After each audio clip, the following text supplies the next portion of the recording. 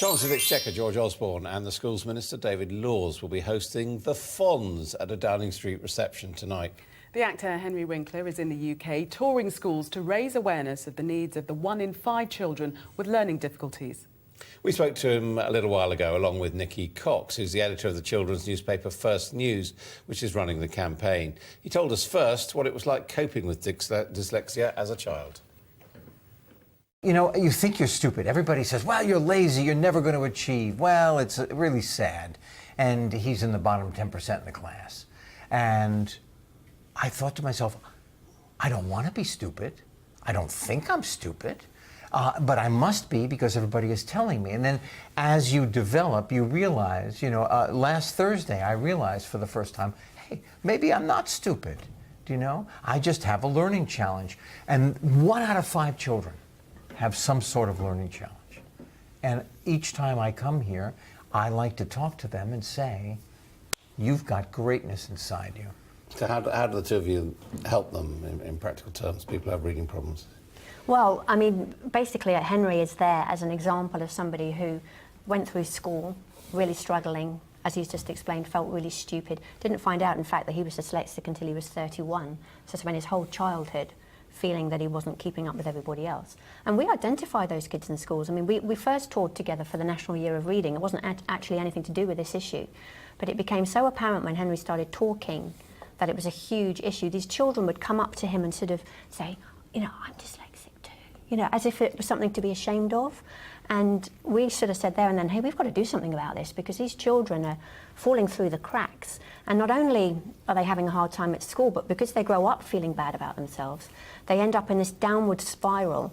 They get bullied, so they start truanting, they get involved in gangs, and there's a massive overrepresentation of dyslexics and other people with learning challenges in prison.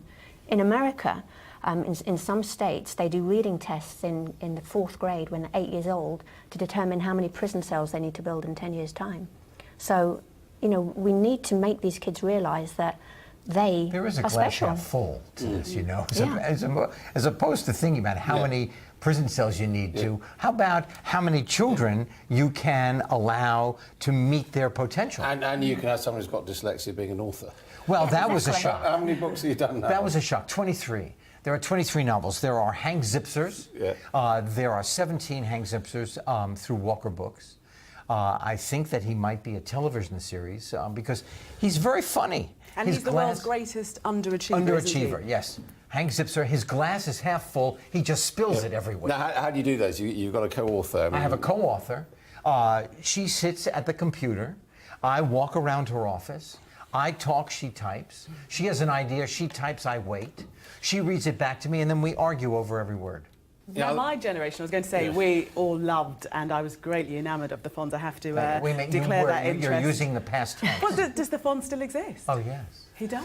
Yes. He'll be there forever on reruns. I hope so. But do the children, because they wouldn't have seen the Fonz? It doesn't matter. See, that's the great thing. I don't care if a child knows that I exist on the earth. When I'm in that classroom, I get letters back and they say, how did you know me so well? The other thing about you is you've made contributions to the English language, not just your books, but we've got phrases coming out of Happy Days. I mean, we've got jumping the shark. Jumping the shark was invented by a man named John Heim when he was at Michigan University, and he was sitting with his friend, and they came up with that when they thought a television show had gone too far, where they had a character jumping. Of course, Happy Days was #1 for 5 years after that. But do you use it yourself? Do you say that? I have never used it. You've never used it? Never used it. Don't mind it. Yeah. Met the man, actually, for the first time in 33 years. Finally met him on his radio. Because I was reading in one of your other acting roles, you did it again. Yes. You jumped another shark. I am the only actor in the world who has jumped the shark twice, the second time on Arrested Development. That is true. Nikki, you're in Downing Street tonight launching this latest campaign. Yep. Obviously, there's the new generation of children constantly coming on who need to be encouraged. But overall, are we getting better at dealing with dyslexic children, not helping them? I think that we are, because we're working at the reception tonight that First News is holding at number 11. We've got Achievement for All coming as well, and they're a charity that we're working with and have done for the last 2 years now, who are actually working in schools in the country, doing what it says on the tin, Achievement for All, and they are having a massive effect, not only on the kids that have learning challenges, but on everybody else. They have this kind of system where they work with the school, the kids, and the parents, and bring them all together. And having very amazing successful. results, yeah. Achievement for All is very successful in changing the nature of how the child is treated in the school. Then you've also got a lot of teachers right here in the United Kingdom that are trained specifically for children who learn differently. For a while there, I was associated with the Teachers Awards here in England, and I've met some extraordinary teachers who know about the child with their challenges. Yeah, I mean, the only nervousness now is obviously the curriculum is under review, so we're watching very closely. David Laws is going to be at Downing Street with us tonight to make sure that that curriculum remembers the children that maybe learn in a different way. Okay, thank you both very much indeed. What a Thank you. pleasure.